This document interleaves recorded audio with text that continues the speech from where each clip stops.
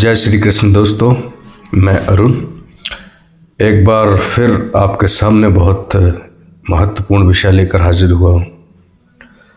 अक्सर सभी लोगों को ये शिकायत रहती है कि उन्होंने बहुत पढ़ाई करी, बहुत मेहनत की, बहुत ज्ञान का अर्जन किया, लेकिन उसके बाद भी उन्हें वो मकाम हासिल नहीं हुआ जिसके वो खुद को हकदार समझते थे। तो ये एक विषय है जिस पर हम विस्तार से चर्चा करेंगे कि क्या आपने जो ज्ञान हासिल किया है वो सब बेकार चला जाता है। आपने जितनी भी स्कूली शिक्षा ली है, अपने जीवन में अनुभव लिया है, क्या ये सारा अनुभव, सारा ज्ञान किसी काम का नहीं रहता है। तो इसी विषय पर आगे बढ़ते हुए मैं आपको बताना चाहता हूँ कि ये एक अटल सत्य है कि ज्ञान कभी बेकार नहीं जाता है। अगर आपके पास ज्ञान है तो वो एक ना एक दिन आपके काम आएगा, लेकिन इसमें एक अलग एक वजह है जिसे हम भाग्य कहते हैं। ये भाग्य हमेशा भांजी मारता रहता है। अब बात यह है कि भाग्य होता क्या है। तो भाई साहब, भाग्य वो चीज़ है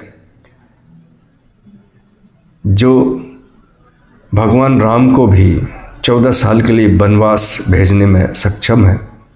भाग्य वो चीज़ है जो रावण जैसे पापी को सोने की लंका का मालिक बना देता है और इतना शक्तिशाली बना देता है कि स्वर्ग से देवताओं को भी खदेड़ देता है। भाग्य एक ऐसी संस्था है, भाग्य का भगवान जाने कौन निर्माण करता है कि इसके ऊपर किसी का वश नहीं है। स्वयं भगवान भी इसके दुष्प्रभाव से बच नहीं पाए। तो ज्ञान अगर आपके पास है तो बिना भाग्य का साथ लिए ज्ञान भी आपके काम नहीं आता है, प्रभाव नहीं दिखा पाता है। आप बहुत बुद्धिमान हैं, बहुत ज्ञानी हैं, लेकिन इसके बावजूद भी अगर आपके साथ भाग्य का साथ नहीं है, किस्मत अगर आपका साथ नहीं दे रही है, तो आप कुछ नहीं कर सकते। इस संसार में हर इंसान बुद्धिमान है, टैलेंटेड है और मेहनती भी है। ऐसा कोई संसार में व्यक्ति नहीं होगा जो मेहनत ना करता हो। सभी लोग मेहनत करते हैं, लेकिन सफलता कुछ गिने चुने लोगों को मिलती है। तो मेरा मानना ये है कि मेहनत आपकी कर्म है, वो तो आपका कर्तव्य है, वो तो आप करेंगे ही, लेकिन अगर इसमें भाग्य का साथ हो जाए तभी आप तरक्की कर सकते, नहीं तो नहीं कर सकते। बिना भाग्य के आपका ज्ञान निष्क्रिय माना जाना चाहिए। तो कुछ ऐसे उदाहरण हैं जिससे आपको समझने में आसानी होगी कि ज्ञान, बुद्धि, कला, टैलेंट सब चीज़ होते हुए भी अगर किस्मत साथ ना दे तो किसी मतलब का कुछ नहीं रह जाता है। ऐसे बहुत से लोग हैं जिन्होंने भाग्य के उदय होने पर अचानक वो शीर्ष पर पहुंच गए, और जब भाग्य ने उनका साथ छोड़ दिया तो वो फिर से दोबारा ज़मीन पर धड़ाम से गिर गए। अभी एक रिसेंट का उदाहरण है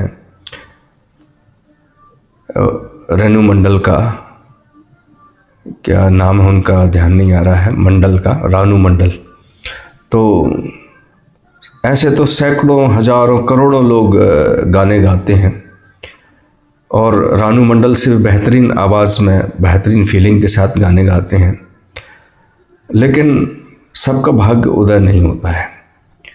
रानू मंडल का भाग्य उदय हुआ, उसके भाग्य ने जोर मारा और उसकी चंद लाइनें, सिर्फ गीत की 2-3 लाइनें उन्होंने गाई थी, और वो जिसने भी सुना वो उसके ऊपर मोहित हो गया। और ऐसी कृपा भाग्य की हुई, ऐसा साथ ईश्वर का मिला कि वो रातों रात दुनिया में छा गई और एकदम से बहुत बड़ी स्टार बन गई और सारी दुनिया की चहेती हो गई। ये था भाग्य का एक उदाहरण। दूसरा उदाहरण वो भी अभी का है। एक है बाबा का ढाबा का एक मालिक हैं, एक बुज़ुर्ग हैं। वो 50 साल से ही काम कर रहे हैं, गरीबी में जीवन जी रहे थे। सुबह काम करते हैं, शाम को कुछ थोड़ा बहुत खाने के लिए मिलता है, जुड़ता है, उसके बाद इनके पास कुछ नहीं रहता है। ये अपनी गरीबी में ही अपना जीवन गुजार रहे थे। लेकिन फिर उनके भाग्य ने फिर पलटा खाया। उनका भाग्य अचानक उदय हुआ और फिर सिचुएशन ऐसी हो गई, लोग ऐसे मिल गए कि उनको रातों रात फेमस वो हो गए और लोगों ने ऐसी दरिया दिली दिखाई, ऐसी दरिया दिली दिखाई कि आज वो करोड़पति हैं। परिश्रम सभी ने किया, लेकिन जब तक भाग्य का साथ नहीं मिला तब तक कोई आगे नहीं बढ़ा। और अगला उदाहरण आपको देते हैं कि जो अपने भाग्य के दम पर बहुत ऊंचे उठ गए थे, लेकिन जब भाग्य ने जब उल्टी फेरी लगाई तो किस तरीके से वो ज़मीन पर गिर गए और बहुत दिनों तक वो गुमनाम का जीवन जीते रहे। इसमें आप हमारे लेजेंड जो कलाकार हैं अमिताभ बच्चन जी, इनका मैं उदाहरण देना चाहूँगा कि जब इनका भाग्य चमक रहा था, जब इनका भाग्य बिल्कुल और इस अपनी पीक पे था, उस समय ये जो कुछ भी करते लोग उसे पसंद करते, हाथों हाथ लेते और ये करोड़ों के दिलों में राज करने वाले एक प्रिय अभिनेता थे। पूरे देश में अगर अमिताभ बच्चन की आह भी निकलती तो वो दर्द पूरे देश की करोड़ों जनता महसूस करती। ऐसा इनका प्रभाव था। भाग्य इनका इतना ज़्यादा ब्राइट था, किस्मत इतनी चमकदार थी कि लोग इनकी तरफ आकर्षित हो रहे थे। जिसको देखो वही अमिताभ बच्चन पे अपनी जान छिड़क रहा था। लेकिन एक वक्त ऐसा आया कि इनके भाग्य ने इनका साथ छोड़ना शुरू कर दिया और फिर बाद में इनकी हालत ये हो गई कि ये मतलब करोड़ों के कर्ज में चले गए। एक तो वो आदमी होता है जो बिल्कुल गरीब होता है, जिसके पास सुबह जो कमाता है और शाम को खर्च कर देता है, वो जीरो वाला होता है, जीरो बैलेंस वाला। लेकिन ये माइनस करोड़ों में चले गए थे, तो उनसे भी बदतर इनकी हालत हो चुकी थी। लेकिन फिर भाग्य है, ये उलटता पलटता रहता है, कभी बुरा है तो कभी अच्छा भी आता है और फिर ये बुरे वक्त के बाद फिर एक अच्छा वक्त आया और ये फिर आसमान पर पहुंच गए। तो जब वक्त अच्छा होता है, भाग्य इंसान के साथ होता है, तो ये सिर्फ मेहनत और किस्मत का नहीं कमाते हैं। मेहनत और किस्मत मिलकर के इन्हें ऐसे लोगों से मिलवाती है, एक ऐसी टीम पैदा करती है, तैयार करती है, जिसकी वजह से सारे काम इनके अच्छे बनते हैं और लोग पसंद करते हैं, सब कुछ ठीक ठाक चलता रहता है। तो हम मेन मुद्दे पर आते हैं कि क्या आपका जो टैलेंट है, मेहनत है, वो बेकार चली जाती है?